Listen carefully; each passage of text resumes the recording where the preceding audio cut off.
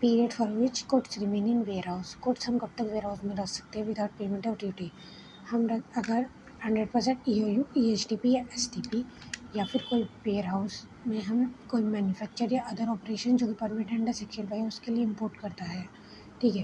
Capital goods हो सकते हैं, अदर गुड्स होता है। कैपिटल गुड्स है तो हम उन्हें रख सकते हैं टिल क्लियरेंस तक, और कोई और गुड है तो हम उन्हें रख सकते हैं टिल कंजम्पशन तक और क्लियरेंस तक, ठीक है।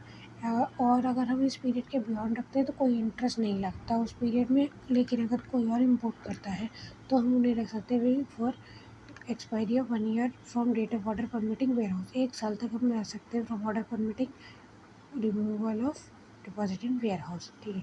अगर हम उसके बियॉन्ड रखते हैं तो हमें इंटरेस्ट लगता है @15% for period beyond 90 days of date of permitting order of deposit till date of payment of duty और पेबल अमाउंट और ड्यू डेट ऑफ क्लियरेंस, ठीक है।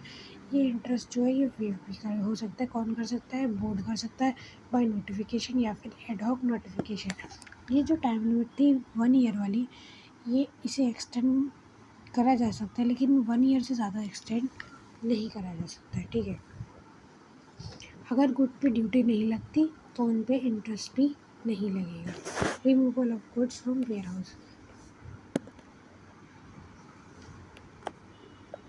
गुड्स को हम रिमूव कर सकते हैं वेयर हाउस से और ट्रांसफ़र करने के लिए एक वेयर हाउस से दूसरे वेयर हाउस में, या फिर for clearance of home consumption या फिर फॉर एक्सपोर्ट के लिए।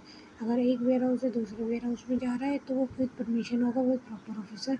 अगर क्लियर हो रहा है होम कंजप्शन तो उसके लिए फ़ाइल करो एक्सपोर्ट बिल ऑफ एंट्री, और अगर एक्सपोर्ट कर रहे हो तो फाइल करो शिपिंग बिल या फिर बिल ऑफ एक्सपोर्ट, और डिक्लेयर करो उसकी इन्फॉर्मेशन सारी पे होगी, ठीक है। ओनर की क्या ड्यूटी होगी? ओनर इंस्पेक्ट कर सकता है, सॉर्ट कर सकता है, शो कर सकता है अपने गुड्स को फॉर सेल के लिए, इंश्योर कर सकता है कि उसके कुछ डैमेज ना हो या डिटेरियोरेट ना हो,